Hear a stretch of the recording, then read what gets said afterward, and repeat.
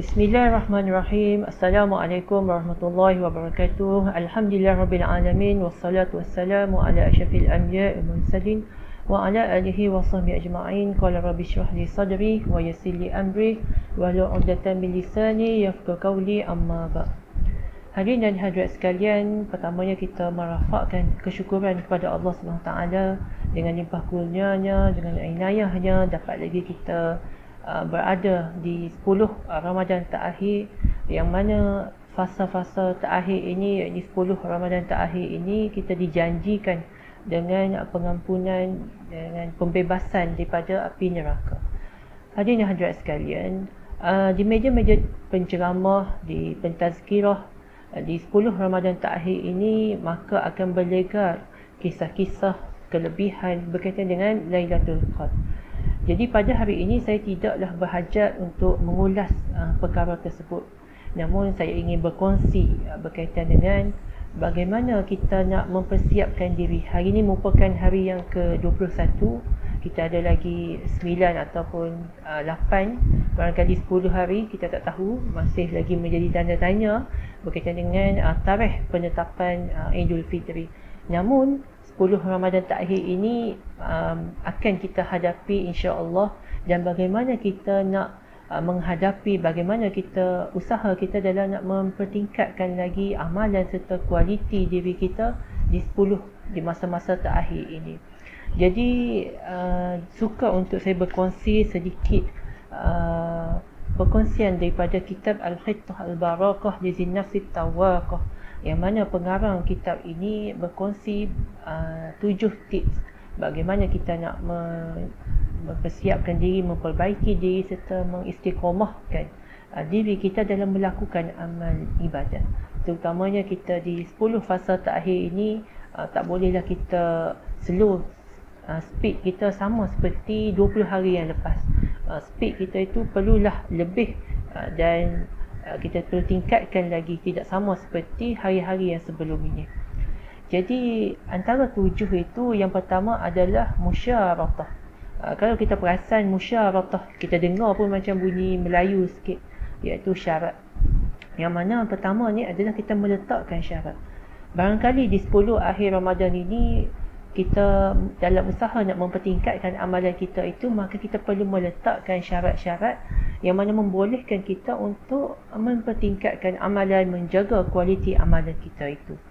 Kan di 20 sebelum ini, di 20 hari sebelum ini, barangkali amalan kita tidaklah setara mana. Tapi apabila menjelang 10 Ramadan ini, dalam usaha kita nak mengejar Lailatul Qadar ini, maka kita perlu meletakkan syarat. Bagaimana kita nak meletakkan syarat ini? Contohnya adalah kita buat list.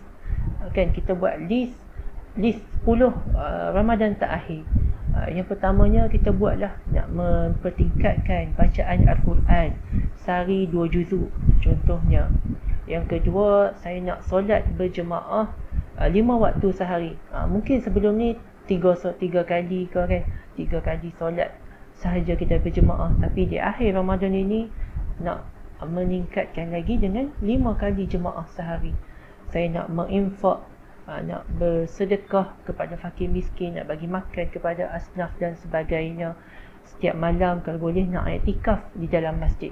Kita buat list sebagai tanda kita ni bersungguh-sungguh, sebagai tanda kita nak orang panggil apa, kita meletakkan satu goal untuk kita capai. Kan, dalam sebut beriktikaf, Nabi sendiri dalam hadis riwayat Al-Bukhari sendiri menceritakan bagaimana Nabi di 10 akhir Ramadan ini Nabi beriktikaf. Kan Rasulullah SAW ya'takifu ashral awakhir min Ramadan.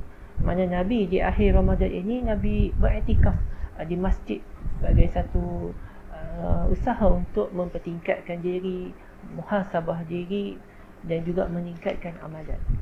Itu yang pertama. Yang kedua adalah muraqabah. Kan, jadi kita meletakkan syarat, maka kini kita perlu perhalusi syarat-syarat yang kita buat. Kan, seronok letak syarat tapi tak ada pengawasan. Jadi bagaimana kita nak meletakkan satu pengawasan kepada syarat-syarat yang telah kita buat? Antara langkah yang boleh kita buat adalah kita bagi tahu isteri kita, kita bagi tahu anak-anak kita Kan kita beritahu kawan-kawan kita kalau yang masih bujang tersebut kan tinggal dengan bujang. Jadi sebagai apa? Sebagai tanda pengawasan lah supaya saling memperingati. Contoh dia, kita tulis hari tu kita nak solat jemaah 5 waktu. Kan duduk ambil wuduk, tiba-tiba nak pergi solat sendiri. Isteri tengok, isteri pun tegur, abang bukan kata nak solat jemaah ke? Jadi dia menjadi satu pengawasan kepada diri kita untuk kita melaksanakan apa yang telah kita letakkan sebagai syarat. Itu adalah muraqabah. Yang ketiga adalah mujahadah. Kan tadi kita telah meletakkan syarat, kita telah muraqabah, maka kita perlu ada mujahadah, iaitu kita perlulah bersungguh-sungguh dalam melaksanakan apa yang kita buat. Kan, nak buat sesuatu amalan baik ni bukanlah senang tuan-puan, sebab dia memerlukan mujahadah, memerlukan kesungguhan yang sangat tinggi. Adakah orang yang bangun tahajud itu dia tak mengantuk? Tak, dia pun mengantuk juga. Tapi apa yang menggesa dia untuk bangun adalah mujahadah. Kan, adakah orang yang mengeluarkan sedekah, yang infak itu tak sayangkan harta? Tidak, dia pun sayangkan harta juga. Tapi apa yang menyebabkan dia itu sanggup mengeluarkan harta, melaksanakan amal ibadat itu adalah kerana dia yakin bahawa balasan daripada Allah itu adalah balasan yang lebih baik daripada apa yang ada pada diri kita. Itu jadi mujahadah itu memerlukan satu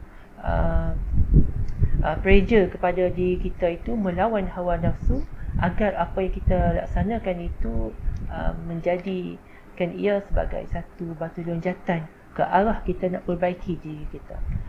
Syarat yang keempat ataupun tips yang keempat adalah kita muhasabah. Terkadang dalam kita nak meletakkan syarat, terkadang apabila kita dah melaksanakan satu amal ibadat, kita terjerumus ataupun kita, orang panggil apa, kita tidak istiqamah. Kita terkadang tu contoh dia nak bangun tahajud, terlajak pula sampai ke subuh.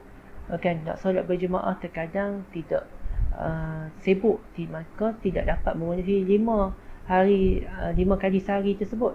Maka itulah proses di mana kita proses muhasabah, yang mana kita menilai kembali, kita reflect diri kita kembali setakat mana apa yang kita syaratkan tadi kita laksanakan. Jadi proses muhasabah ini penting dalam usaha kita nak reflect diri kita, kita nak baiki balik kelumpungan-kelumpungan yang mana telah kita buat. Okay, contoh dia sudah 3 hari kita tidak baca Al-Quran disebabkan sibuk, maka kita tanya diri kita balik, kita muhasabah balik di mana kesilapan kita dalam mengatur masa. Kan, dalam barangkali kita perlu adakan postmortem, penambahbaikan, mencari masa-masa tertentu untuk kita melaksanakan amal ibadat ini. 4 syarat tadi ataupun 4 tips tadi merupakan perkara yang perlu kita laksanakan dalam seharian sebagai proses kita nak meningkatkan amalan dan kualiti serta memperbaiki diri kita. Adapun 3 yang terakhir ini kita laksanakan mengikut keperluan. Apa ketiga yang terakhir itu? Yang kelima itu adalah mu'atabah, iaitu kita mengkritik diri kita. Proses mengkritik diri kita ni adalah proses kita nak sedar diri kita. Di bulan-bulan lain kita banyak mengkritik orang, okay. Tapi di bulan Ramadan ini kita mengkritik diri kita. Cukup sekadar kita mengkritik diri kita bagi nak menyedarkan diri kita. Contohnya apa? Contohnya, ya Allah, kesiannya kamu Fikri, dah masuk 10 Ramadan tapi masih kurang lagi amal ibadat kamu, pembacaan Al-Quran kamu masih kurang, bagaimana pula dengan sedekah, infak kamu pun masih berkurang. Jadi proses kritik diri kita ni adalah sebagai satu proses kita nak menyedarkan. Kan tadi kita meletakkan syarat, syok letak syarat ni senang sahaja, tapi bagaimana kita nak melaksanakan itu. Maka apabila kita tidak dapat laksanakan, apabila kita tidak sempat dan sebagainya, maka kita mengkritik diri kita sebagai proses nak menyedarkan diri kita. Itu yang kelima. Yang keenam adalah proses mu'aqabah, iaitu kita menghukum diri kita. Kan setelah mana kita tak dapat laksanakan apa yang telah kita syaratkan, maka kita meletakkan satu hukuman ke atas diri kita. Hukuman-hukuman ini janganlah pula kita letak hukuman yang berkisar amalan yang wajib. Kerana apabila amalan wajib dia tak jadi hukuman dah, dia memang benda yang perlu dibuat, benda yang menjadi tuntutan. Jadi kalau amalan sunat tu okey lah. Jangan pula tak baca Al-Quran 2 hari, lepas tu nak hukum diri, esok aku nak solat subuh. Tak boleh lah, sebab memang solat subuh tu adalah ibadah yang wajib. Kan? Contohnya kalau tak baca Al-Quran dah sehari dah, kan tak berjaya mencapai, katanya hari tu nak baca Al-Quran sehari 2 juzuk, tiba-tiba 1 juzuk sahaja, maka kita menghukum diri kita dengan amalan, contoh dia nak sedekah ke, nak meningkatkan lagi sedekah ke, kita nak bagi makan kat orang fakir miskin ke dan sebagainya. Itu sebagai satu proses kita nak menjaga pengawasan, melakukan satu pengawasan terhadap amalan kita. Yang seterusnya adalah kita mukafa'ah, iaitu kita reward diri kita. Kan setelah kita bersusah payah tadi, mujahadah, kita muhasabah, maka apabila kita berjaya melaksanakan sesuatu yang telah kita letakkan syarat, kita listkan tadi, maka perlu ada satu kita panggil sebagai reward diri. Itulah yang kita panggil sebagai mukafa'ah. Kan, mukafa'ah ini tak semestinya perkara-perkara yang berkualiti ataupun branded dan sebagainya.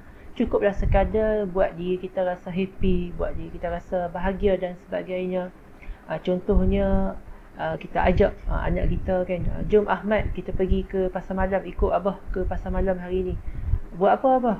Abah nak beli baju baru. Kan, abah berjaya khatam Quran dalam 10 Ramadan terakhir ini. Jadi nak reward diri kita, abah nak beli baju baru. Jadi itu sebagai satu proses mukafa'ah, kita nak reward diri kita setelah kita berjaya melaksanakan apa yang telah kita buat, kan, apa yang telah kita letakkan syarat tadi. Jadi tuan-puan, 7 tips ini merupakan sebagai satu langkah bagaimana kita nak konsisten, nak istiqamah dalam melakukan amal ibadah. Kenapa? Kerana 10 Ramadan ini merupakan 10 fasa, merupakan fasa-fasa yang sangat penting, yang akan menentukan bagaimana baik buruknya diri kita apabila keluar daripada madrasah Ramadan ini. Kan, adakah Ramadan ini berjaya mentarbiah diri kita ke arah yang lebih baik, memperbaiki diri kita, ataupun sama sahaja. Okay, orang lain Ramadan, kita pun Ramadan, ataupun sebaliknya lah. Kerana apa? Kerana ada orang yang masuk Ramadan ini kerana tak dapat lari. Kan, ialah nak dapat lari macam mana, duduk kat Sri Lanka pun Ramadan, duduk kat Rusia pun Ramadan. Kan, mana ada duduk kat Malaysia Ramadan, duduk dekat Paris safar, tak ada, dia Ramadan juga. Tapi bagaimana kita nak memenuhi, bagaimana kita nak memperindahkan diri kita di dalam fasa-fasa madrasah Ramadan ini.